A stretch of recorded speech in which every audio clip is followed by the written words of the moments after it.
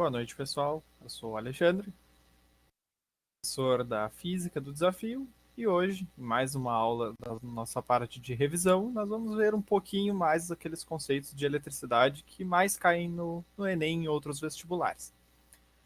Então, como sempre, vocês podem pegar a minha câmera que está aí em cima e jogar para os lados, talvez fique melhor de enxergar a apresentação, ou colocar em tela cheia a apresentação mesmo. Qualquer coisa, pode prender o grito, que eu paro a explicação, que a gente conversa um pouco, discute, qualquer dúvida ou comentário. Aqui a gente está mais para conversar, para trocar esse conhecimento, do que só para apresentar esse negócio, tá bem? Se tiver algum ruído, coisas do tipo, a mesma coisa. Pode comentar ali, ou se quiser já abrir o microfone direto e falar. Pode ficar bem à vontade, tá? Então, eu chamei essa aula de Circuitos da Batalha Mortal, porque seria o nosso último encontro sobre isso, talvez. É um assunto que cai bastante. Eu sei que os professores Marcos e o Felipe, se eu não me engano, ou o Matheus e o Felipe, uma coisa assim, eles já trataram bastante esse assunto. A professora Sara também comentou.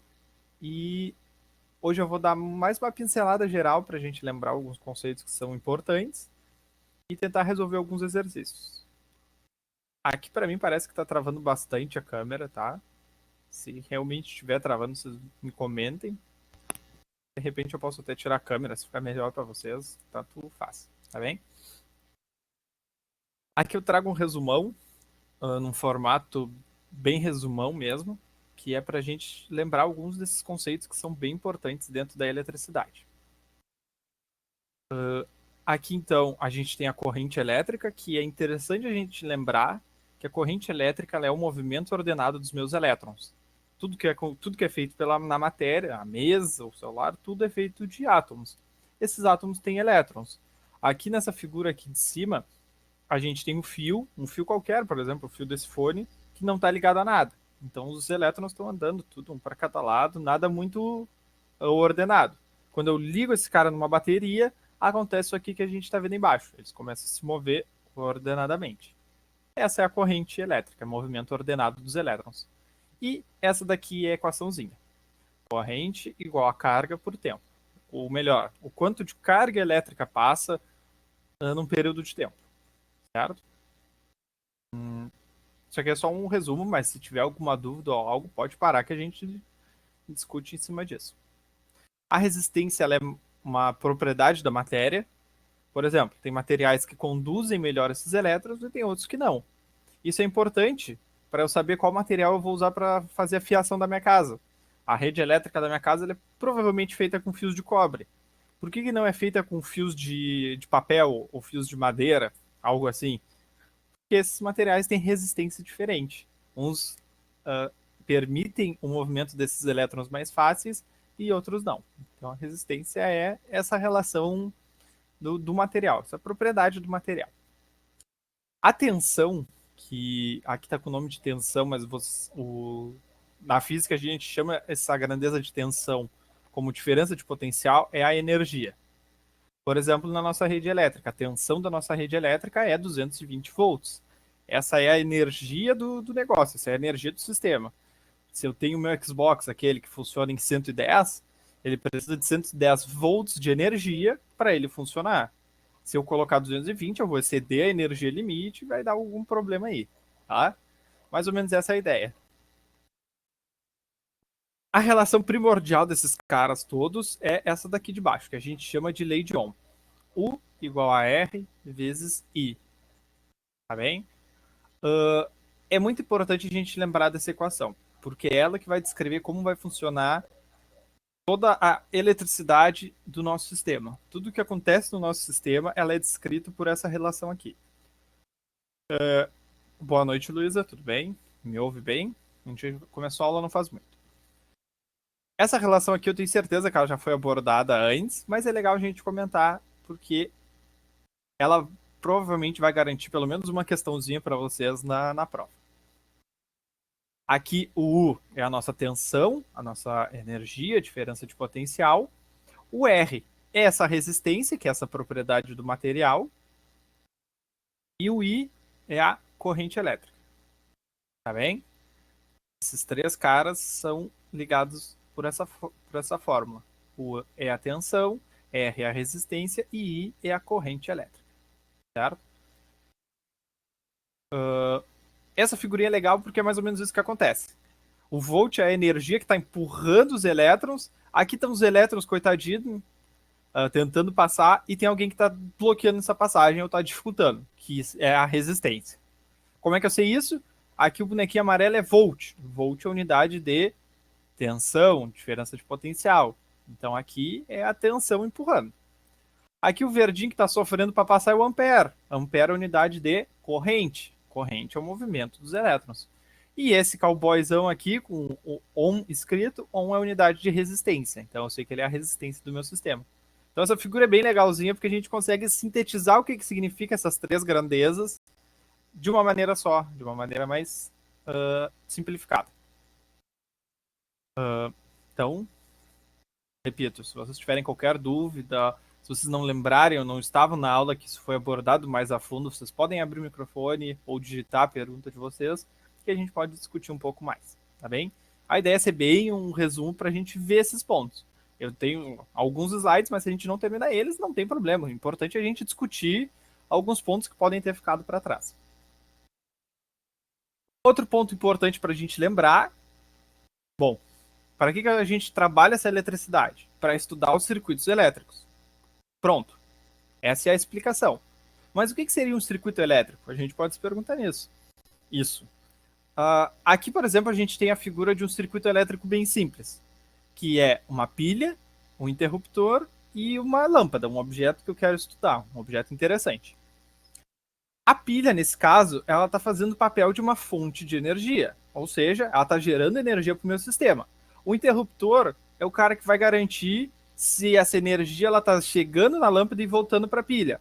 Ou seja, se na vida real os meus elétrons estão saindo da pilha, fazendo o que tem que fazer na lâmpada e voltando. Se o meu interruptor estiver no off, por exemplo, da nossa rede elétrica, da nossa lâmpada, se o interruptor estiver no off, a energia vai chegar até o interruptor e não consigo passar. Então, cortou o circuito. O negócio para e não acende mais a luz. Então, essa é mais um resumo rápido do que seria. Aqui é mais uma curiosidade, porque pode cair alguma coisa desse tipo conceitualmente. O que seria conceitualmente o sentido real e o sentido convencional? Só para a gente lembrar, então, o sentido real seria olhar para a natureza e falar: é assim que acontece na natureza. Como acontece na natureza? Os elétrons se movem. O que significa? Significa que os elétrons, aqueles carinhas carregadinhos, eles andam um circuitinho e depois voltam. Esse é o circuito real. Nessa figura aqui, ele é indicado aqui, fazendo o sentido horário. O sentido convencional, a gente adota ele porque ele é mais fácil para a gente fazer umas continhas depois. Ele leva em consideração o contrário, como se fossem os prótons se movendo. Então, o real, que é o que acontece na natureza, são os elétrons saindo, fazendo o que tem que fazer e voltando. E o convencional seria o ao contrário. O ao contrário é brabo, né? Seria ao contrário. Então, vamos deixar assim: seria ao contrário. Que seriam os prótons saindo e fazendo essa movimentação, tá? Essa figura aqui ela dá um bom resumo para a gente do que a gente está esperando. Polo negativo e positivo. Se saem do negativo e vão para o positivo, significa que é os elétrons que estão se movendo. Na natureza é isso que acontece. Perfeito. Se por acaso estiver sendo o polo positivo indo em direção ao polo negativo, então a gente tem o sentido convencional. Na natureza não é bem assim que funciona, mas a gente pode fazer umas continhas levando isso em consideração que vai dar certo o resultado final. Tá bem? Alguém tem alguma dúvida sobre isso até então? Isso é um resumão que nos permite tratar um pouco mais o que seria a eletricidade, os circuitos elétricos, esse tipo de coisa. Tá bem? Qualquer coisa vocês podem digitar aí a pergunta e a gente abre discussão. Parece que a minha câmera tá muito mais travada que a minha voz. É impressão minha ou tá acontecendo com vocês também? Parece que tá defasado o que eu falo e o vídeo. Se tiver, de repente eu tiro a câmera então que está no meu celular para fluir melhor a minha voz. O que vocês acham? Preferem que continue? Então eu vou seguindo, vou indo pelo fluxo então. Qualquer coisa, se vocês acharem que tá travando a voz, que é o mais importante, né? Eu posso tirar a câmera, que aí foca bastante no slide. Esse cara aqui, ele é especial e a gente já viu ele. Eu lembro da aula do professor Felipe, em especial, falando sobre ele, que é a potência elétrica. A potência elétrica é importante porque a gente começa a estudar equipamentos da nossa casa com um objetivo bem específico. Eu olho, por exemplo, para o meu chuveiro e eu não penso mais em corrente ou em resistência. Eu penso numa grandeza que é a potência elétrica. E essa grandeza provavelmente é a que mais nos impacta diretamente. A corrente elétrica, para a gente, pouquíssimo importa. A tensão, a voltagem da nossa rede. Ela importa, porque se eu ligar o meu Xbox de 110 na tomada de 220, vai dar problema. Mas não nos impacta diretamente que nem a potência. Tá? A potência ela é uma relação de energia por tempo. Tá? Como assim? Tudo na natureza se baseia na transformação de energia. Não existe nada hoje que gere energia do zero. Se eu tenho, por exemplo, uma hidrelétrica, essas palavras, para quem tem a língua presa, é bravo. Uma hidrelétrica, ela vai transformar energia de alguma coisa, que é da queda da água, em energia elétrica. Essa energia elétrica não está sendo inventada do nada. Se for uma termoelétrica, energia nuclear, energia eólica, qualquer opção, energia solar, qualquer uma, ela vai se basear nesse fundamento de transformar energia. Então, toda a energia vai ser transformada. A maneira com que ela é transformada, a gente pode descrever a partir da potência. Ou seja, o meu chuveiro, por exemplo, seja ele mais simples ou mais moderno que existe, ele se baseia nessa ideia de transformação de energia. Eu ligo ele na minha tomada, normalmente não é com os plug, né? Já é direto nos fios, mas eu ligo ele na minha tomada e ele converte energia elétrica em energia térmica. E isso é a potência que vai descrever como funciona. Se eu tenho um chuveiro mais potente, ele vai transformar mais energia na mesma quantidade de tempo. Ou se eu tenho um chuveiro que é mais fraquinho, que ele é menos potente, ele transforma menos energia na mesma unidade de tempo. Certo? A ideia de potência é essa. Aqui eu trouxe um quadro. Vamos ver se é a próxima já. Isso, tá. Aqui eu trouxe um quadro que esse quadro é bem legal para a gente refletir um pouco como funciona a natureza. O enunciado diz: complete a tabela abaixo a respeito de alguns equipamentos elétricos, classificando-os em consumidores ou fornecedores de energia elétrica e descrevendo a principal transformação de energia ocorrida em cada um deles. Essa questão ela não é uma questão do Enem, eu peguei ela de outro lugar, mas se a gente conseguir sintetizar o que está acontecendo nessa questão, se cair algo parecido no Enem, a gente já tem uma ideia de mais ou menos onde seguir. Essas ideias de transformação de energia é bem comum no Enem, porque é algo bem palpável. Então, se a gente pensar, por exemplo, na pilha, aqui tem a pilha. A pilha, ela é um consumidor de energia ou ela é um gerador de energia? A pilha, como a gente conhece, ela é um gerador de energia. Ou seja, eu ligo a pilha num circuito que gaste essa energia, ou que faça algo com essa energia. Eu travo de vez aqui o meu vídeo, tá? Mas ainda fazendo a pilha com os dedos. Mas a pilha, ela vai ser uma fornecedora de energia. Bom, vamos seguindo. Ela transforma energia química, isso a tabela já nos disse, em que tipo de energia? Eu uso uma pilha para obter que tipo de energia? Qual o resultado final? Eu quero, por exemplo, ligar um controle remoto da minha televisão ali da sala. Eu vou usar uma pilha que vai transformar energia química em energia elétrica, para aquele circuitinho eletrônico do meu controle funcionar bem. Então, todos os outros pontos a gente segue mais ou menos com essa ideia. Aqui no segundo, um objeto que transforma energia elétrica em energia térmica, já que elétrica e térmica já estão fixas na minha tabela. Qual objeto transforma energia elétrica em energia térmica? Se a gente pensar um pouquinho. Aqui não tem uma resposta certa. Cara, porque eu tô com fome, eu não tomei café, eu pensaria, por exemplo, numa torradeira. Uma torradeira eu ligo na tomada, então ela usa energia elétrica e o resultado é energia térmica. Ou seja, é aquela parte metálica da torradeira esquentar. A estufa também. A estufa ela é ligada na luz, o tipo de energia inicial é elétrico e o resultado é térmico. Aquela parte dela vai elevar a temperatura para manter o ambiente quentinho. E agora a gente já está numa estufa natural, basicamente. Tão quente que tá. Mas é essa a ideia. É uma boa analogia. E o ventilador? O ventilador ele é consumidor ou fornecedor? No caso passado que eu falei da tanto a estufa, como a Tânia falou, ou a torradeira que eu comentei, as duas são consumidoras, né? Elas são ligadas na energia para gastarem energia. O ventilador também, ele consome energia. Qual o tipo de energia inicial do ventilador? Bom, o ventilador ele é ligado na tomada. Então a energia inicial é energia elétrica. Mas qual o tipo de energia ele gera? E o ventilador talvez seja o mais interessante, porque a resposta que a gente coloca aqui, ela é algo muito comum na física, mas a gente não se toca muito. O tipo de energia final do ventilador, a gente chama na física de energia mecânica, tá? Por que energia mecânica? Tô ligando a minha webcam de novo.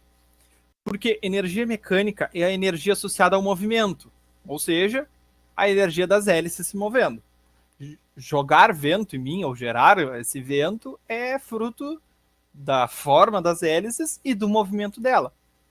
Então, o tipo de energia final não seria o vento em mim. O tipo de energia final seria energia mecânica. Tá bem? É importante a gente saber o que é energia mecânica? É importante, que é energia associada ao movimento. Ó, surgiu o quadrinho, daqui a pouco tem a minha cara ali, vamos ver. Esses Android é bravos. Eu tenho que trocar de celular, mas por enquanto não. Acho que não adiantou muito, parece que tá meio travado ainda, mas vamos seguir, vamos seguir. A bateria do relógio, ela é exatamente igual à pilha, já que ela é um tipo de pilha, vamos pensar assim. Ela fornece energia química para energia elétrica. Esse daqui de baixo, ele é bem livre, só tem que escolher um objeto que use como energia inicial elétrica. Poderia aqui, se a gente colocou antes a estufa, poderia aqui então ser a torradeira. O equipamento torradeira consome energia, transforma energia elétrica em térmica, ou qualquer outro exemplo que a gente quiser. O liquidificador, para a gente finalizar, ele é consumidor também, porque ele consome energia. O tipo de energia inicial é elétrico, porque eu ligo ele na luz, e o resultado é mecânico, que é aqueles negocinhos girando horrores, aquelas lâminas. Não são hélices, né? São lâminas. Isso aí. Deu para pegar a ideia?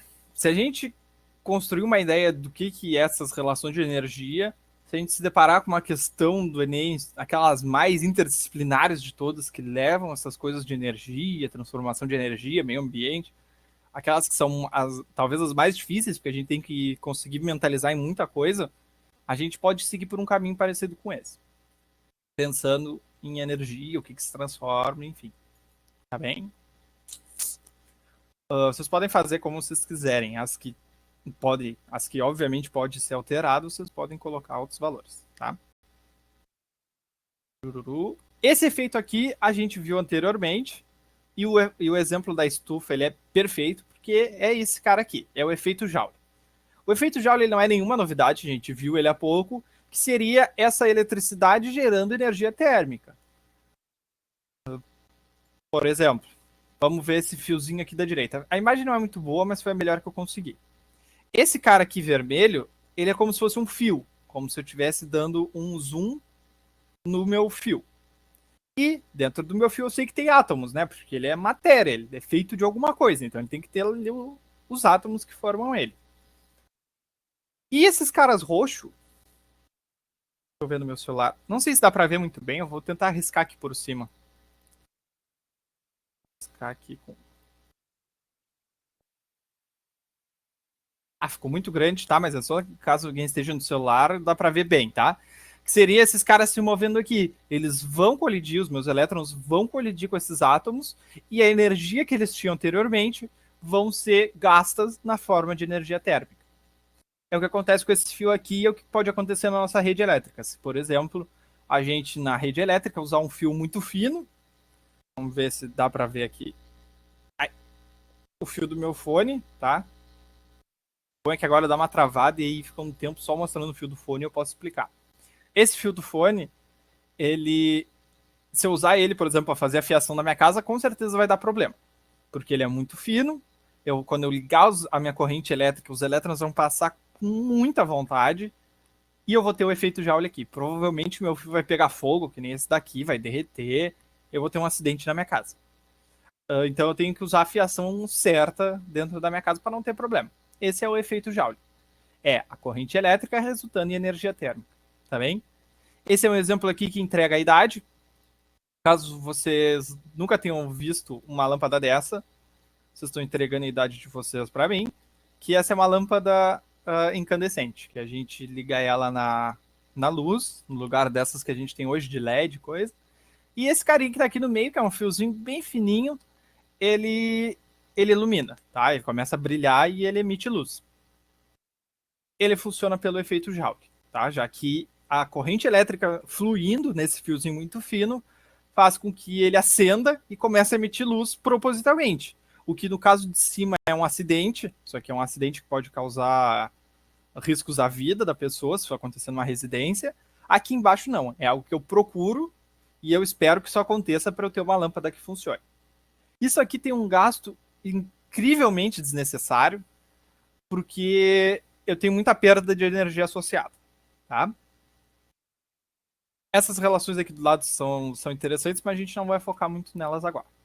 Essa primeira é mais legal, já que para a lei de Ohm, a gente tem o URI, que é o URI, a equação da lei de Ohm, e agora para a potência elétrica a gente tem o PIL. O PIL, ele vai... Vou marcar aqui. Ele vai descrever como funciona a potência elétrica do meu circuito pela corrente e pela tensão, tá? Então, conceitualmente, agora a gente foca um pouco mais, tá bem? Mas essa equação ela é bem importante. Então, esse slide eu não gosto muito de falar, mas eu acho que eu tenho que colocar porque faz parte da minha posição aqui. Cuidado com choques elétricos. Não realize qualquer alteração ou manutenção na rede elétrica sem possuir formação para tal ou ampla experiência nessa prática. A gente sabe que a formação, em alguns casos, pode ser substituída pela ampla experiência na prática de fato.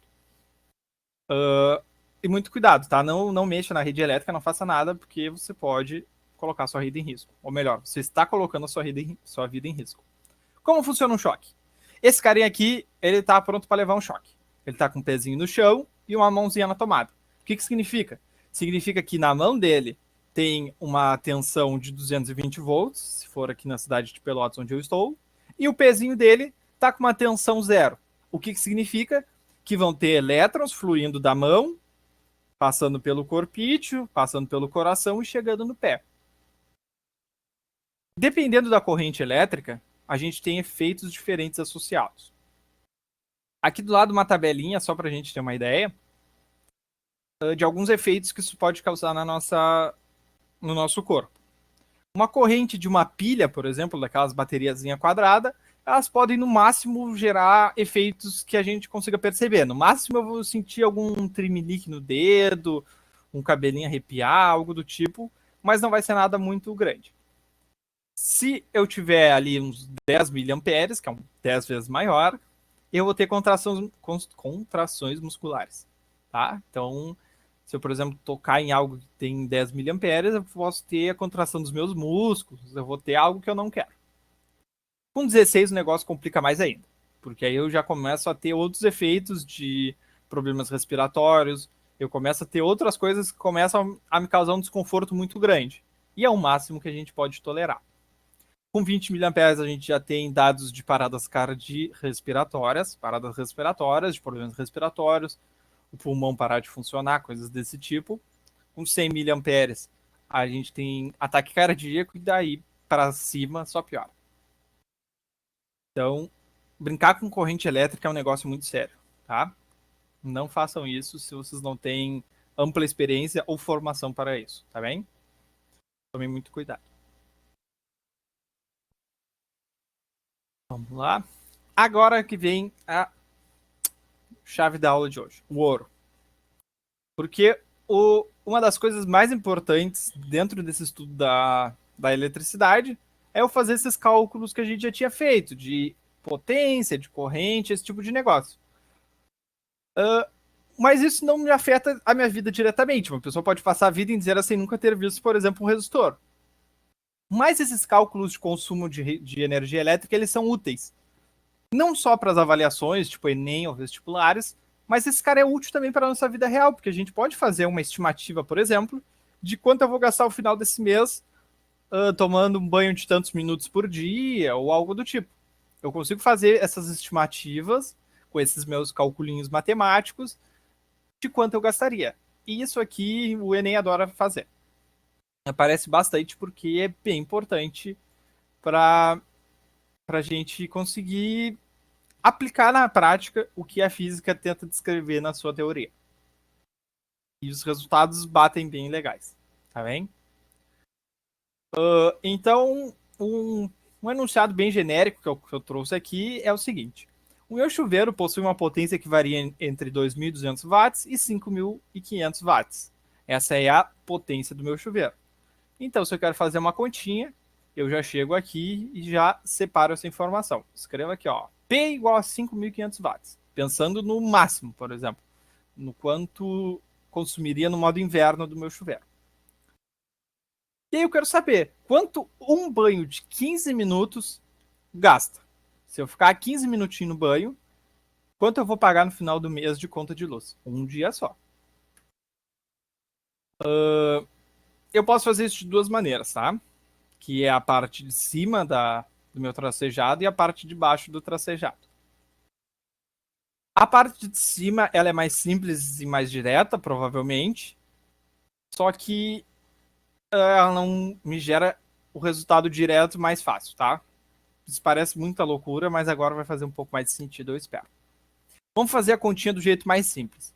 Qual seria o jeito mais simples? O jeito mais simples é eu lembrar dessa equação.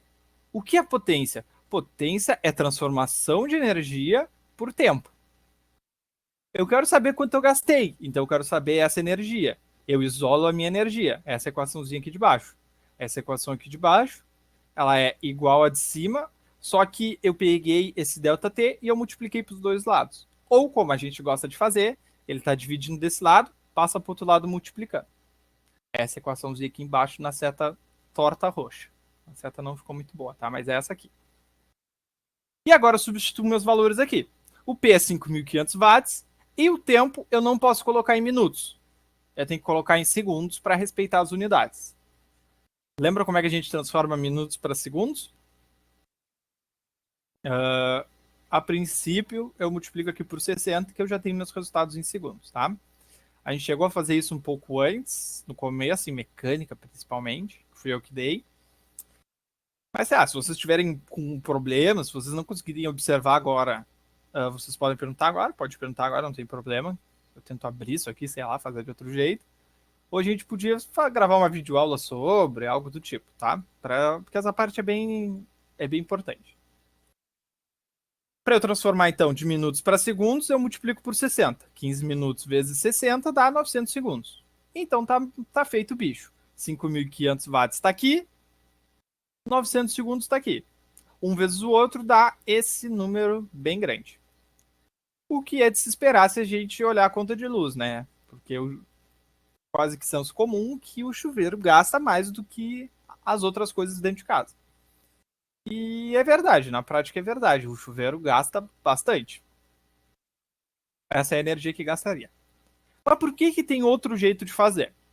Porque nesse caso de cima, a gente calcula a energia e descobre qual seria a energia em joules. Lembra o que é joules? Joules a gente trabalha um pouco em mecânica. Se não lembra, não tem problema. O joule é esse cara aqui, é esse J aqui. Ele é a unidade de energia. Então tá certo o negócio. Só que a CE, que é a unidade de distribuição de energia aqui da central, melhor, da minha cidade, e defendam ela a todo custo, tá? Ela trabalha com unidades de quilowatts-hora. É análogo a essa daqui? De certa maneira, sim. Eu posso escrever a energia em quilowatts-hora, que nem a CE faz e as distribuidoras de energia, ou eu posso calcular em joules. O cálculo da CE é feito em quilowatts-hora. Então, eu vou ensinar como a gente faz esse cálculo para resultar exatamente igual da CE, para a gente calcular quanto vai dar a minha conta no final do mês. Para isso, a situação é um pouco diferente, tá? Aqui que a gente tem 5.500 watts. Para fazer o cálculo da CE, eu preciso escrever 5.500 watts dessa maneira aqui, que é 5,5 quilowatts. Incomoda eu falar que 5.500 watts é igual a 5,5 quilowatts? É algo que não é tão fácil de tragar, ou é? Vamos trocar o watt pela grama.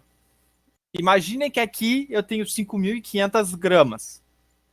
Incomoda eu falar que 5.500 gramas é igual a 5,5 quilogramas? A princípio não, né? A princípio, quando a gente trata de gramas, é algo mais acessível, já que 1.000 gramas é 1 quilograma. A ideia é exatamente a mesma, tá? Quando a gente fala quilogramas, a gente tem um K antes da grama. É o mesmo K que está aqui, tá? Ele significa 1.000. Ou seja, aqui eu tenho 5.500 watts, aqui eu tenho 5,5 vezes 1.000, é o K, né? O K é 1.000, vezes 1.000 watts. Então esse cara de cima é igual a esse cara de baixo, tá bem? Eles são escritos de maneiras diferentes, mas eles representam a mesma coisa. Que nem se eu tiver numa balança 1.000 gramas e no outro lado da balança 1 quilograma, o resultado tem que ser parelho. Se pender para um lado, a gente já sabe que tem alguma coisa errada. 1.000 gramas e 1 quilograma tem que ser a mesma coisa. E aqui é a mesma coisa, tá bem? Só são escritos de maneiras diferentes. Olha que legal esse negócio da física. E ninguém vai acreditar em mim porque eu faço física, né? Mas isso é legal. É um exercício sobre eletricidade, algo que não tem muita. Não é tão natural, talvez, vamos pensar assim. E tem essa relação com a parte da massa, que é muito usual. Perfeito, Tânia. Na primeira parte, não lembro se tu ainda estava, a gente fez um cálculo de energia de uma forma mais direta. Agora, na parte de baixo, vamos fazer um cálculo para a potência, usando a potência do meu chuveiro, para saber quanto ele gastaria, para tentar descobrir quanto o meu chuveiro vai gastar no final do mês, por exemplo. Tá bem? Tá bem no começo ainda, tá? Essa analogia que a gente faz aqui é a mesma que a gente faz lá, porque o rigor físico é o mesmo. Esse K, ele representa a mesma coisa, ele representa 1.000. Então, 5.500 watts é igual a 5,5 quilowatts. Isso parece ser algo bem trivial, tá? Não é tão trivial. E se vocês tiverem tanto problema, vocês têm que falar. A gente tem que ouvir vocês. Vocês podem entrar em contato e falar: professor, eu não entendo esse negócio de prefixo. Ou eu não entendo esse negócio de K. E aí, sei lá, a gente faz uma aula só para falar sobre essas coisas. A gente faz uma videoaula, resolve uns exercícios e posta no YouTube. E posta no YouTube é bravo. E posta lá no YouTube. A gente faz alguma coisa, tá? Mas vocês têm que falar, senão ficar mais difícil pra gente. Beleza. Para fazer o cálculo da CE, a potência tem que estar em quilowatts. Já está em quilowatts. E o tempo tem que estar em horas. 15 minutos são quantas horas? De cara dá pra gente fazer que é 0,25. Como é que a gente faz direto? Tá? 60 minutos é 1 hora. 30 minutos é meia hora. Mas não é 30 minutos que eu quero. Eu quero 15. Então 15 é a metade de 30. Se de um lado a gente tinha 30 e dividiu por 2, do outro lado a gente tinha 0,5 e dividiu por 2. 15 minutos, 0,25. Não entendi nada. Você tá falando aí, viajando, eu não entendi. A gente faz dessa maneira aqui, usando a regra de 3. Se 60 minutos é 1 hora, 15 minutos é X horas. Tá bem? Agora, vem a dádiva dos ninjas. que é multiplicar esses caras em cruz. Ou seja, eu ter de um lado 60x igual a 1 vezes 15, que é 15. X igual a 15 sobre 60. Quanto é 15 sobre 60? 0,25. Tá? A gente faz por regra de 3. Dava para fazer aqui nos segundos? Dava para fazer.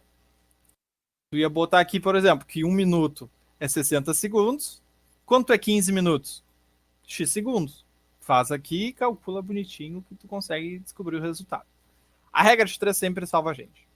Espero que não tenha nenhum professor da matemática aqui, mas é uma das ferramentas mais incríveis que a matemática tem a nível de ensino médio. Eu só fazia isso no meu ensino médio inteiro. Beleza. A gente sabe quanto é a potência, 5,5 kW, e a gente sabe quanto é a hora. Eu vou usar a mesma relação de cima, essa equaçãozinha que eu tinha sublinhado e voltei atrás. Essa equação aqui. Ficou ruim. Vamos de novo. Essa equação aqui. Eu isolo meu E, que é o cara que eu quero descobrir, então o ΔT passa multiplicando. Fica essa relação aqui de baixo. Mudar de cor. Essa relação aqui de baixo. O P eu sei quem é, tá aqui, substituo. O T eu sei quem é, tá aqui, substituo. 5,5 vezes 0,25, tá feito a nossa questão.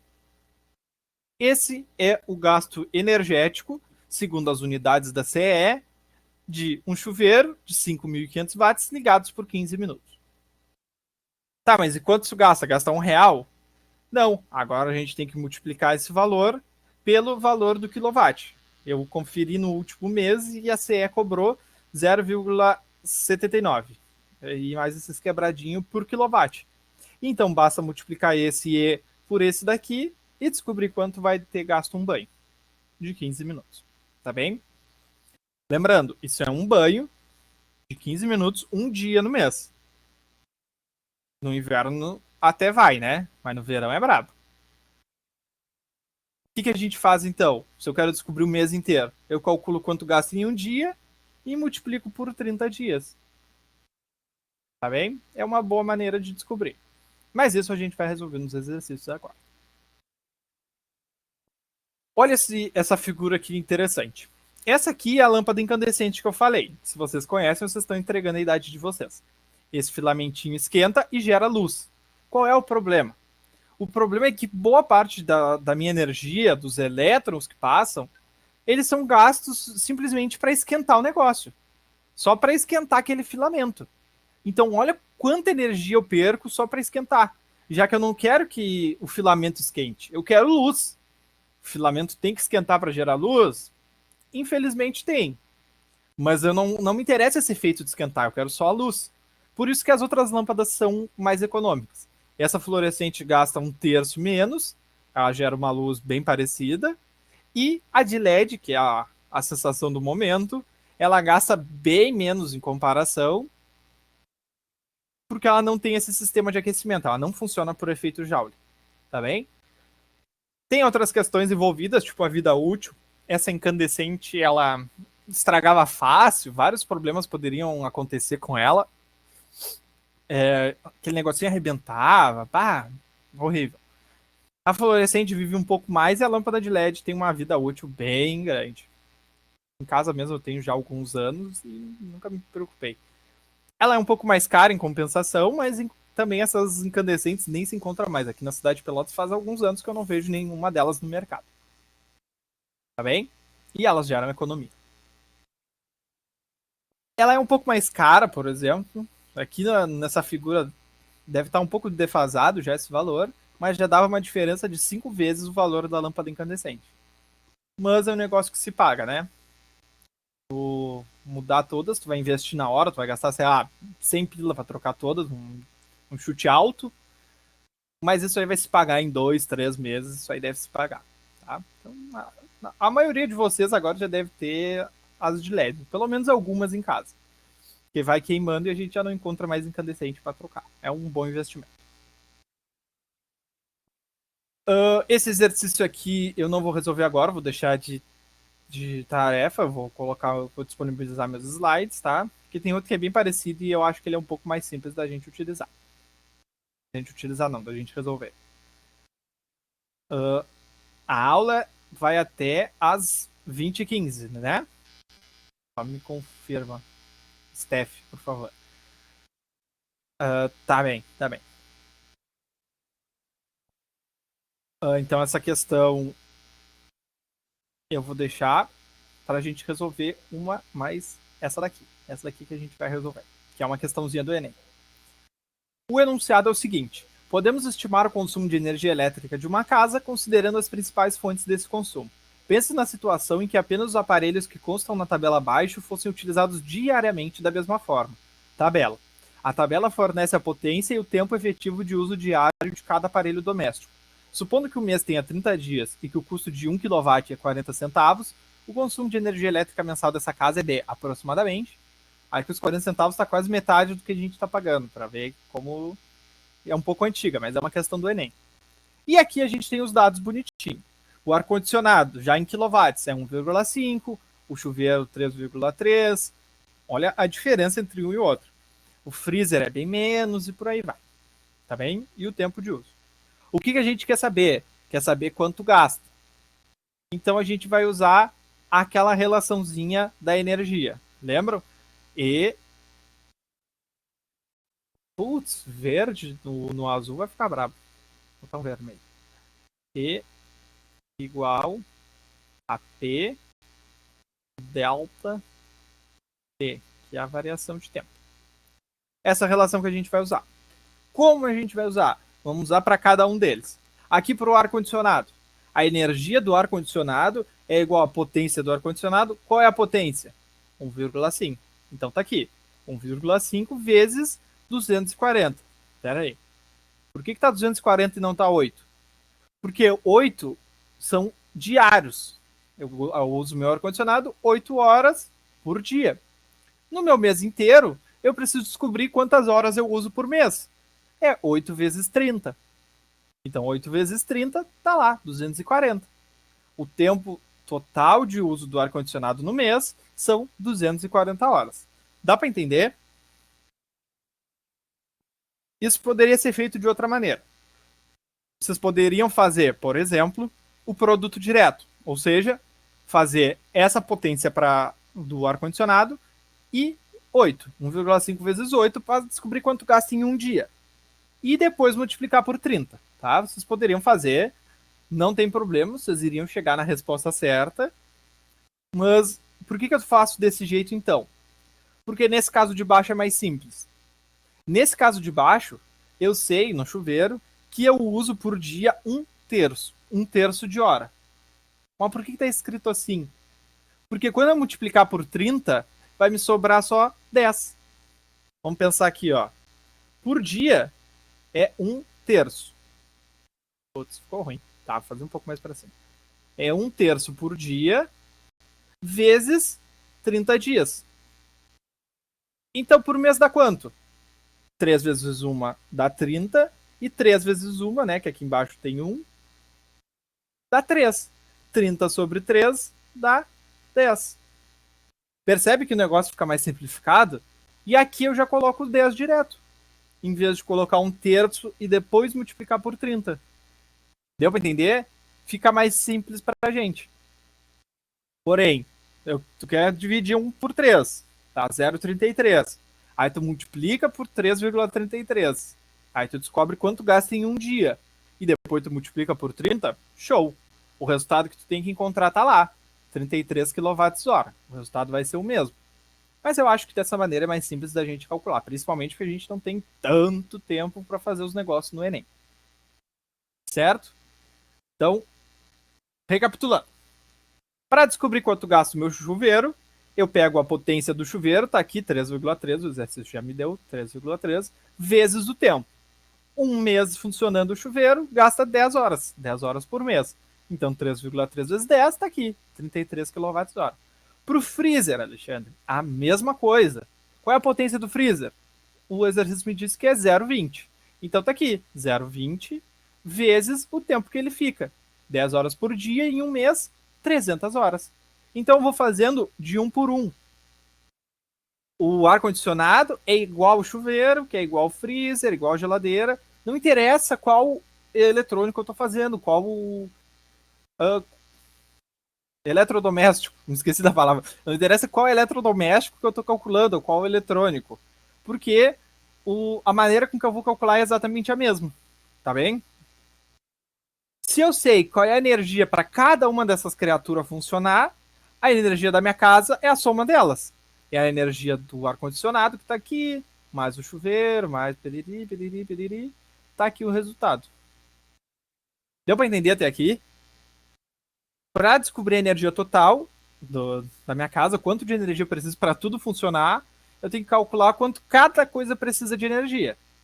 Tá aqui os cálculos bonitinho. Eu calculei quanto cada uma precisava. Então eu sei qual é a energia para tudo isso daqui tá ligado, para funcionar esses trecos tudo aqui. Agora que eu já sei qual é o quilowatts-hora da minha casa, qual é a energia em quilowatts-hora, eu vou fazer que nem a CE. A CE olha ali no relógio e vê, gastou 576 kWh. Ah, o valor do quilowatt-hora está 40 centavos. Então ele vai multiplicar esse valor por 40 centavos e vai te largar aquela conta de luz fininha, comprida, azul, com um valor de 230,4 reais. Como o enunciado já diz o valor aproximadamente, está aqui, letra E, 230 reais. Certo? Deu para entender esse negócio? Essas etapas que nós fizemos aqui, elas funcionam para a casa de vocês, elas funcionam para onde vocês quiserem usar. Se vocês quiserem calcular agora quanto o chuveiro gasta, dá um jeito de descobrir qual é a potência dele, ver se tem a caixa, o manual, alguma coisa, procura na internet e ver, são quantas pessoas usando, quantas horas por dia, quanto tempo no mês, descobriu quantas horas no mês, multiplica pela potência que tu já vai ter a energia dele. Tendo essa energia em quilowatts-hora, tu joga lá, multiplica por 0,79 ou outro valor, dependendo de onde vocês moram, e vocês vão ver quanto só essa criatura gasta no final do mês. Certo? Esse cálculo sempre dá certo, sempre funciona. A gente tem que se atentar ao quilowatt, a esse K aqui, que representa 1000, ou seja, a potência do chuveiro é 3.300, mais em quilowatts é 3,3, isso aí que a gente já discutiu um pouco, e o tempo tem que estar em horas, para gerar o resultado em quilowatts-hora bonitinho. Tá bem? Deixa eu ver mais o que eu tenho por aqui. Tenho 3 minutos até o próximo professor ou professora chegar. Essa daqui fica de tema, porque ela já tá bem resolvidinha. Perdão por esses desenhos horrorosos, mas foi o melhor que eu consegui fazer rapidinho. Tá bem explicadinho. Eu quero fazer. E todas essas questões a partir de agora são do PAV, que é o vestibular da Universidade Federal de Pelotas. Por isso defendo a universidade da cidade de vocês. Que é o que mais coloca gente dentro da faculdade. Eu entrei pelo PAV, por exemplo. Toda sem resposta bonitinha, mas eu quero resolver essa daqui com vocês pra gente finalizar nossa aula. Foi do PAV que eu entrei, inclusive, se eu não me engano. Ela fala assim: um chuveiro elétrico tem um resistor que foi projetado para trabalhar numa casa que tem uma diferença de potencial de 220 volts, que é a nossa casa aqui. Em seu manual, o fabricante informa que esse chuveiro deve ser ligado em um circuito elétrico com um disjuntor de 40 amperes. O que significa? Que o disjuntor, que é aquele negocinho que sobe e desce, que quando tem, sei lá, 2 pessoas tomando banho ao mesmo tempo na casa, ele cai. Ele tem que ter uma quantidade de amperes necessária para não causar nenhum acidente ou para ele não desligar, para ele não desarmar. Aí o exercício nos pergunta: qual é a potência máxima na qual o chuveiro foi projetado? Ou seja, em qual potência ele precisa de 40 amperes? Se for uma potência maior, eu já sei que esse disjuntor não serve. Eu tenho que colocar um disjuntor mais potente. Como é que a gente calcula isso? Parece muito difícil, parece complicado, eu sei. Quando eu fiz esse papo, eu fiquei assim, ó. Mas talvez se eu agora fosse o professor de mim na época, tá estranho esse papo, né? Mas se eu naquela época tivesse tido aula comigo, talvez eu soubesse responder. Talvez. A gente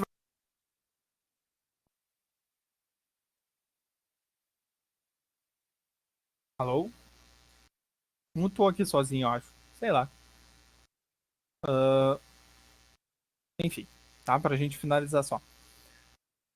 Esse negócio aqui, esse cálculo, ele vai ser usando aquela equação que a gente viu, a equação do Pio, tá? Qual é a equação do Pio? A equação do Pio é essa daqui. A potência elétrica do meu equipamento é igual à corrente que passa por ele vezes a energia que ele precisa para funcionar. Percebam que o negócio já sai quase que direto. Eu quero saber qual é a potência máxima do chuveiro. P igual a qual a corrente máxima. A corrente máxima é a corrente que esse disjuntor pode suportar, que é 40 amperes. Tá aqui, o meu I é a corrente máxima. E qual é a tensão? A tensão é 220 volts. Na minha cidade é essa rede. Esse resultado dá a letra D aqui. Se eu passar, eu perco as anotações, então vou deixar aqui.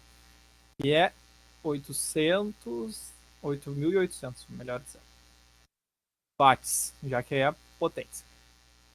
Tá bem? A gente usou o pio e conseguiu calcular uma questão que não estava muito difícil. Lembra do pio e do vir. E é tensão, corrente e resistência. Ou URI, como vocês quiserem gravar, tá? U é tensão e V é voltagem, é a mesma coisa. Como vocês quiserem gravar, tá bem? O que eu faço agora?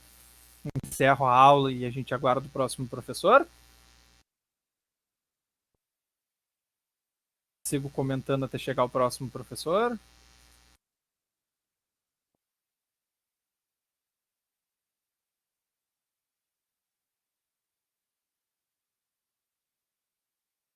Ah, perfeito, perfeito. Então, já que essa é a nossa última aula, e vocês acham da gente terminar então, e eu postar esses slides para ver se vocês conseguem resolver alguma coisa ou desenvolver algo, e qualquer coisa entre em contato com a gente, entre em contato comigo, que eu vou estar sempre à disposição. Pode ser? E aí vocês têm uma folguinha para tentar digerirem um pouco esse resumão. Então, a aula de hoje se encerra. Boa noite a todos.